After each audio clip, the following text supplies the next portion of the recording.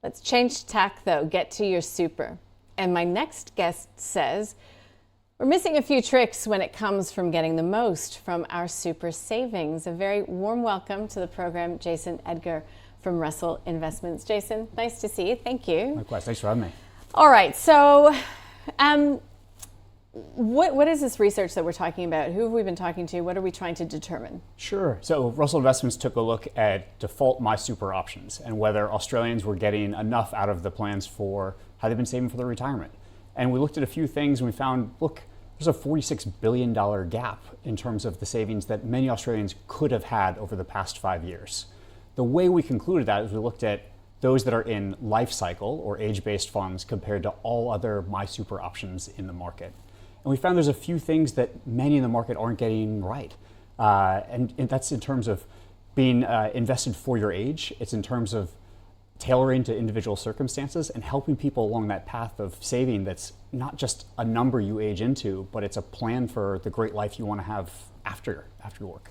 It's so difficult because, you know, at different phases of your life, you've got a different interest level in your super, if we're honest. So if we take a step back, like what questions should we be asking ourselves so that we can close that gap? The first question is, what's the income that you want to have in retirement for the retirement you want to live? And that's not looking at a spreadsheet and coming up with a number. That's thinking about some of the lifestyle things that you want to have. Maybe it's where you want to live, how you want to get around, the types of savings or things that you want to have for going on overseas travel. And working backwards from the plan of the income you want to have in retirement makes a huge difference for how you're planning now. Many Australians today, 14, 15 million of them, are in plans that are just set to a certain amount of growth assets. Just a simple allocation. It's almost a set it and forget it. And it's not thinking in a thoughtful way about what's the age that you start saving? What are the certain conditions or the savings you have from outside? What are the factors that you want to change along the way to position yourself for that better retirement that you can have? So it sounds as if it involves a bit of engagement, a bit of work, really, and also, you know, just having it in your consciousness. So how do you do that practically, though? I mean, we all have apps available to us. We all get statements, you know, sent to us in the post. But I mean, what do you concretely have to do?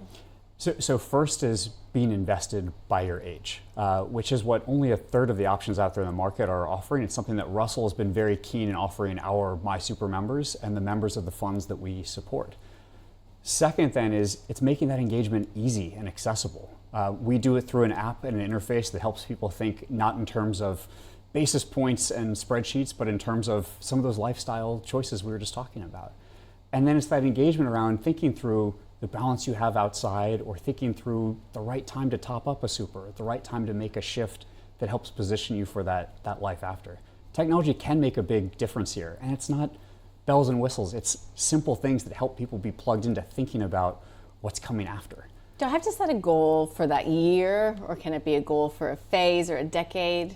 It's setting a goal for the type of years that you want to have in retirement. When I say the type of year, it's what's that life that you want to be living there? Where is it that you want to be living? How do you want to get around? What kind of travel do you want to have? Okay, well, on this cold Sydney day, I can just think margaritas and someplace hot. I'm trying to make it more practical. So make it that place that's hot. And maybe it's a far away one, right? That you have to make some different changes today in your plan. But at least you have a target in mind. You know where you're going to go with it, right? Okay, so Russell is all across this. But is this something that the industry is not rising to the challenge, or is it individuals? Like, where does the blame lie? So I wouldn't call it blame, but there's an opportunity for the industry to do a whole lot better here. So only a third of the funds today are set in this life cycle way of investing by age. And if more funds were to adopt just life cycle investments, thinking that if you're somewhere in your 40s or your 50s, you're going to have a very different approach towards retirement than someone at a different stage of life. Starting there, but then helping to tailor that for people's individual circumstances makes a huge difference. None of us are the same. None of us are going to have the same retirement. So you shouldn't be in a plan that's a commodity, that's one size fits all, that's going to leave you with that same approach.